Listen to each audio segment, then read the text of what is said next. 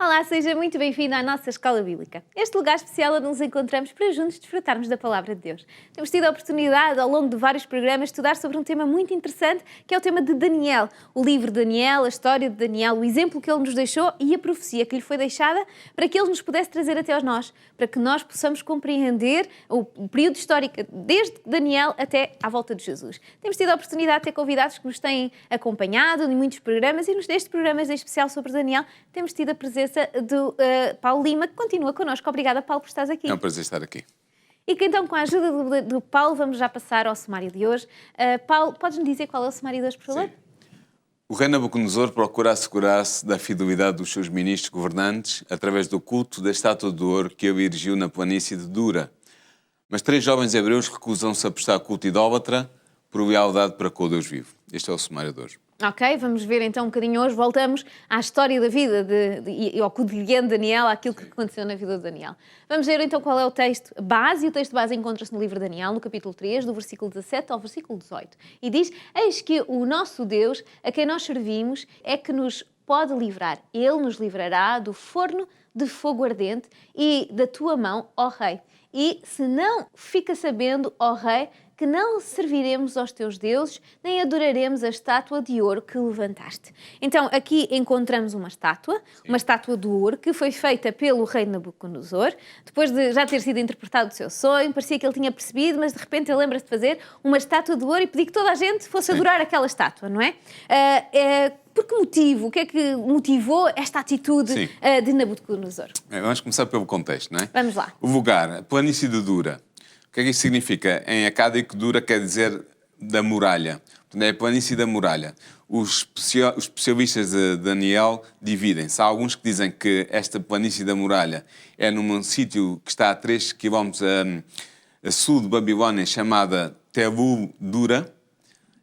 Houve arqueólogos que foram lá, foram investigar, fizeram as escavações, descobriram uma plataforma muito grande, forte, que poderia ter sido a base da estátua e poderia ter sido ali, naquela tubuldura que teria sido erigida à estátua de ouro.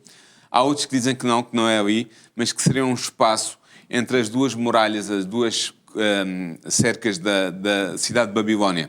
A cidade de Babilónia tinha muralhas duplas, tinha uma primeira muralha interior e tinha uma muralha exterior. Estas muralhas eram muito distanciadas entre si e criavam um espaço vazio. Era ali que o exército muitas vezes acampava, havia reuniões importantes ali e, portanto, pode ter sido ali a planície da muralha, naquele espaço entre a primeira e a segunda muralha de Babilónia, que terá sido levantada a estátua de ouro por Nabucodonosor. A data.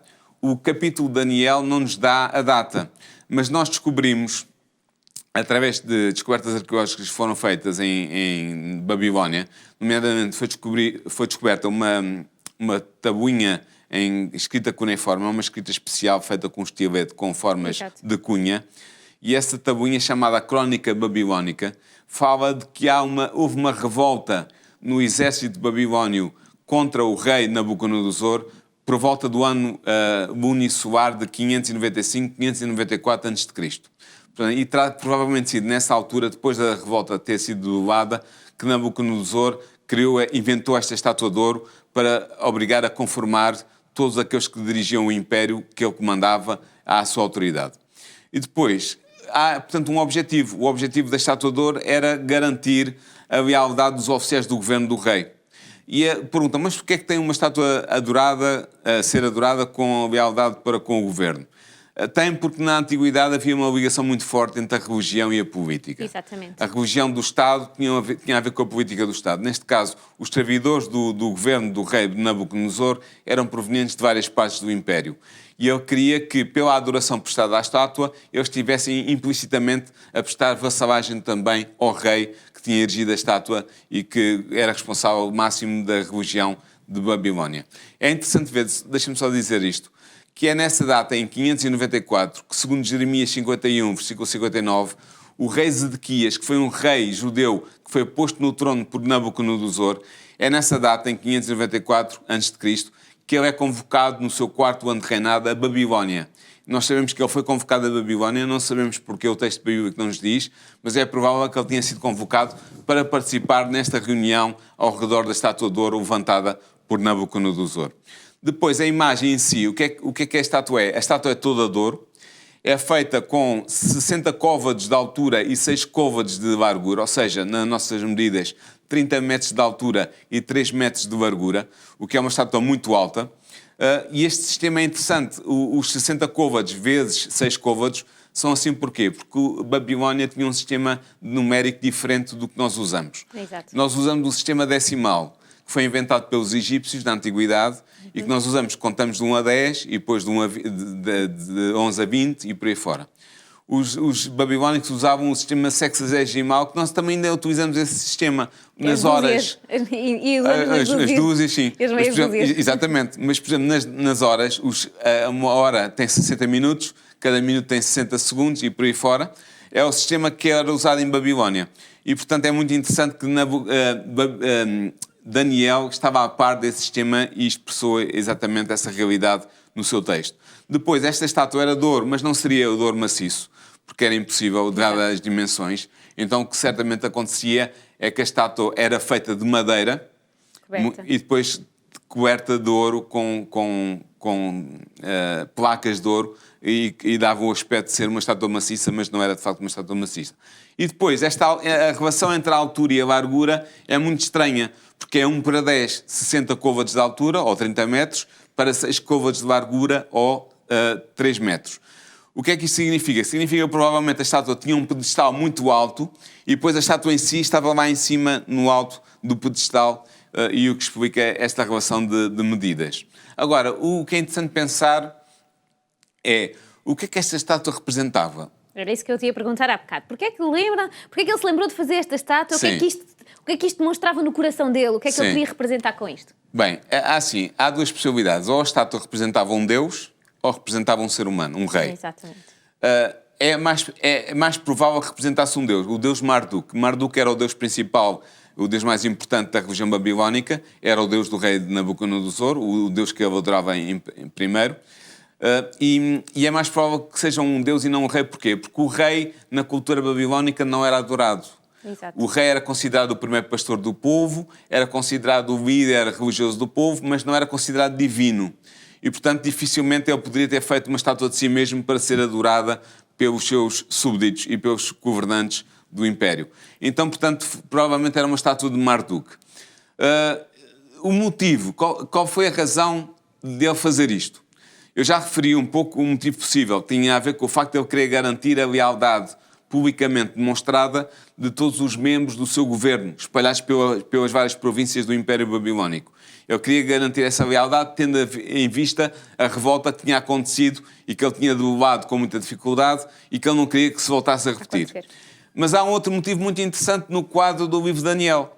Exato. Nós estudámos a semana passada a estátua de Daniel 2. Lembram-se que a estátua era de metal, mas tinha a cabeça de ouro, que era Babilónia, ele, não é? representava o rei Nabucodonosor. E Daniel vai-lhe dizer, e esta cabeça és tu. És tu, Nabucodonosor, o rei que durante mais anos governou o Império Babilónico, durante 43 anos. Exato. Então, Nabucodonosor não aceitou muito bem essa ideia. Exato. Ele não queria que Babilónia fosse substituído por outro reino, neste caso, o peito e os braços de prata, representando o Império Medo-Persa. Então, como ele não queria isso, ele inventou esta ideia de fazer uma imagem não só com a cabeça de ouro, mas toda ela de ouro para representar Babilónia para sempre. Exato, e com o Deus dele, porque a grande ideia dele ter posto Marduk, ou que nós acreditamos que ele tenha posto, é porque dizia que o nosso Deus é o Deus que vai governar para sempre. Exatamente. E perante o teu Deus disse-te isso, mas o meu Deus é maior e o meu Deus é que vai governar. Exatamente, é isso mesmo. E, portanto, isto explica porque é que Nabucodonosor construiu a estátua de ouro na planície de Dura. Mas esta estátua de ouro, ela é feita com o objetivo que todos, inclusive aqueles que tinham vindo do povo de Deus, não é? De Judá, têm que adorar aquela estátua. Porque o objetivo foi que torná-los a eles também babilónicos e dizer que todo o ser humano tinha que adorar ao Deus de Babilónia. Isto vai dar um grande problema para estes homens que eram fiéis a Deus. Qual é a prova que eles vão passar? Portanto, os 3 jovens hebreus, é interessante que Daniel não é referido neste capítulo, ele não está presente, mas há 3 jovens hebreus, Sadraque, Mesaque e Abednego, segundo os seus nomes babilónicos, que estão presentes.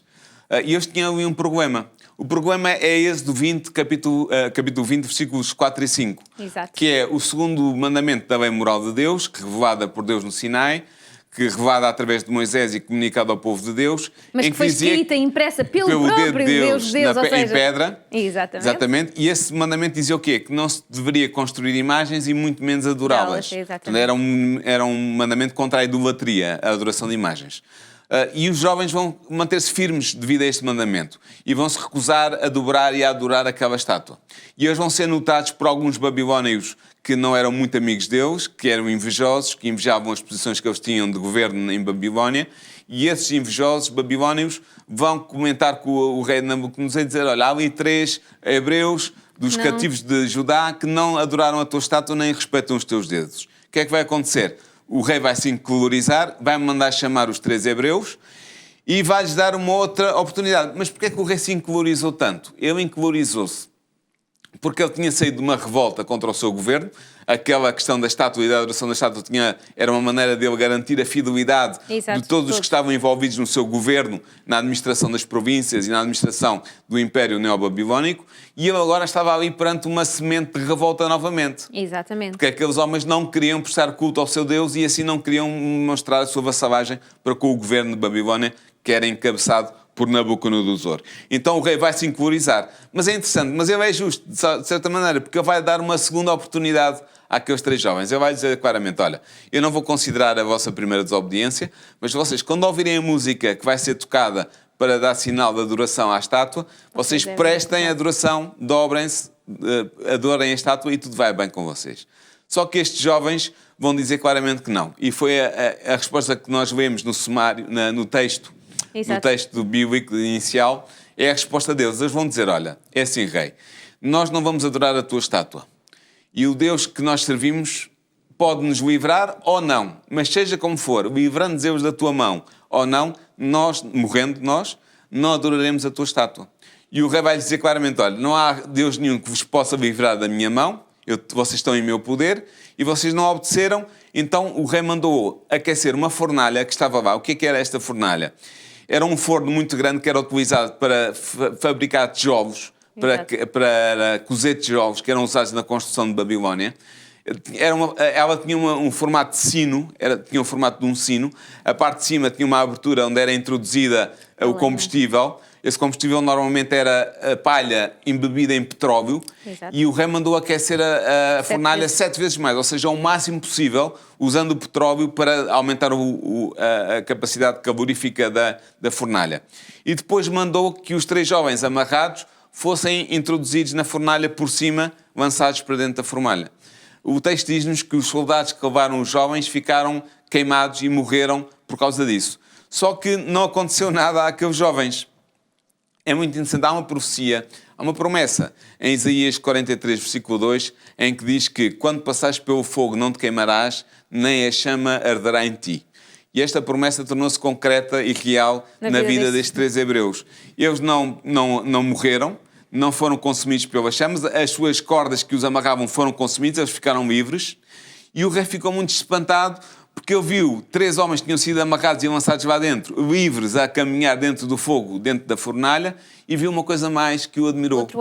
Outro homem, um 4º homem, que ele diz que era semelhante aos filhos de Deus. Nós já vamos ver isso melhor. Mas há aqui uma pergunta que nós temos de fazer. Então, mas estes 3 hebreus foram lançados na fornalha, o que é que aconteceu com Daniel? Onde é que ele estava? Porquê é que ele não foi envolvido nesta questão da adoração à estátua? Nós não sabemos responder. Exato, o texto não indica nada sobre Daniel, sobre o paradeiro de Daniel. Estaria a tratar de negócios do reino, em alguma parte do Império? Não sabemos, é possível. Não é? Podia estar doente também, podia estar de cama doente e não ter podido participar no evento. Ou então teve a autorização do rei Nabucodonosor para estar ausente para tratar de algum assunto pessoal ou do Estado. Nós não sabemos. O que sabemos é com certeza o seguinte: se Daniel tivesse estado presente, ele teria tomado a mesma atitude. Estava também na fornalha. Também estaria na fornalha. E então vemos que estão estes 3 homens, são colocados dentro, mas só que o rei depois descobre que afinal não estão lá 3, estão 4. Quem é esta 4ª pessoa? Isto é muito interessante porque o rei, quando vê aquela pessoa no meio do fogo, juntamente com os 3 hebreus, vai dizer que está a ver alguém semelhante a um filho dos deuses. É preciso não esquecer que ele era um povo iteísta, portanto ele acreditava em vários deuses. E é a expressão que ele utiliza para descrever aquele ser. Quem é que ele era? Uma possibilidade forte é que ele fosse Miguel. Micael, em hebreu, quer dizer quem é como Deus. E é um ser angélico ou divino que aparece em Daniel, em outros capítulos de Daniel, que nós vamos estar mais à frente, Exato. em que ele é caracterizado como o príncipe que cuida dos interesses do povo de Deus, dos judeus. E em outras partes é chamado um dos principais príncipes, ou segundo outras traduções, o principal príncipe que está ligado à administração das coisas divinas na terra. Exato. E, portanto, é possível que este filho dos deuses que ele viu fosse Miguel, fosse Micael, este ser que é o príncipe que cuida do povo de Deus. Mas quem é ele? Exatamente. Sim, nós podemos dizer que é o Filho de Deus. E porquê? Porque há outras aparições do Filho de Deus no Antigo Testamento. Por exemplo, ele apareceu a Abraão na altura da destruição de Sodoma e Gomorra. Exatamente. Ele lutou com Jacó, quando Jacó teve uma dificuldade muito grande com a aproximação de Esaú, seu irmão, que o queria destruir. Houve ali uma luta entre um ser angélico e Jacó. Quando ele queria a bênção, não é? Ele queria a bênção, ele pediu a bênção. Seria Micael. Ele apareceu a Moisés na sarça ardente antes de Moisés ir ao Egito libertar o povo. Ele apareceu a Josué antes da conquista de Jericó. E há outras aparições deste ser que é caracterizado como o anjo de Yahvé, mas também tem características divinas, que é provavelmente, com toda a certeza, eu não diria, não é provável, é com toda a certeza o Filho de Deus, que vai se encarnar no ventre de Maria, no tempo do Novo Testamento, e nasceu como Jesus, chamado Cristo. Portanto, este ser Filho de Deus, antes de ele ter encarnado, é Miguel, e vai aparecer ali na fornalha ardente ao lado dos hebreus. E Nabucodonosor vai reconhecer o Deus dos hebreus como o Deus que tem poder para livrar, porque ele tinha dito, quem é o Deus que vos livrará da minha mão? E ele vê que Deus de Israel livrou de facto os hebreus da mão de Nabucodonosor. Muito obrigada por nos teres contado e explicado este tema. Isto vai-nos falar e vai-nos levar a compreender a grande fé, e é esta a aplicação que eu gostava que tu nos contaste. Sim. Aplica-nos, por favor, nestes 3 minutos que temos ainda de programa, esta história, o que é que ela nos pode trazer a nós? Como é que eu posso tomar para mim mesma esta história na minha vida? É interessante ver que os hebreus ficaram firmes mesmo diante da morte. Qual é o segredo de uma fé tão forte?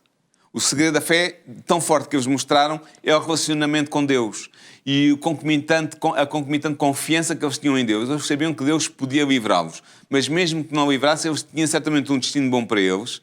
E, portanto, eles enfrentaram aquela prova com toda a coragem e com toda a fé. Isso nós podemos aprender com eles. Depois, eles tinham a vontade de fazer o que era o bem, tinham a vontade de fazer o que era justo, o que era correto. E fizeram isso mesmo enfrentando o risco de perder a própria vida, custasse o que custar. Outra coisa que nós podemos aprender é que no conflito entre o bem e o mal, em que os crentes estão envolvidos, o crente é sempre vencedor porque está do lado de Deus. Mesmo que até possa perder a vida, há uma esperança para além da morte, para o crente que está do lado de Deus. E nós aprendemos isto aqui nesta história contada por Daniel no seu livro. E depois outra coisa que nós aprendemos também é que os filhos de Deus recebem auxílio de Deus na hora de necessidade. Ainda que tenha que, seja viver ou morrer, mas os mártires que ao longo da história cristã tiveram que enfrentar a morte para se permanecerem fiéis a Deus, foram e certamente inspirados, muitos deles, na história destes homens que se mantiveram firmes mesmo perante a morte. Nós sabemos que os mártires pereceram, entregaram a sua vida para serem leais a Deus, mas eles sabiam que tinham um destino glorioso à espera deles se fossem fiéis. E isso nós aprendemos com esta história de Daniel e dos seus amigos. Neste caso Daniel não estava, mas estavam os 3 amigos, Sadraque, Mesaque e Abednego. Muito obrigada por nos trazer esta explicação maravilhosa deste momento incrível da história da humanidade, Sim. que é quando 3 homens se entregam completamente nas mãos de Deus, independentemente do futuro que iam ter perante aquela situação, mas quiseram manter firmes. Este é o convite que Deus nos faz também a nós, depois de termos a oportunidade de ler e estudar este tempo. Manter-nos firmes, independentemente daquilo que venha pela frente. Será que é fácil? Claro que não, mas com Deus é possível. Queremos continuar então a debater, a conhecer mais sobre a vida de Daniel, mais sobre este momento da história, mais sobre a vida destes homens. E queremos contar consigo, por isso contamos consigo já no próximo programa. Encontramos-nos lá com o objetivo de juntos desfrutar daquilo que Deus tem para cada um de nós. Até lá!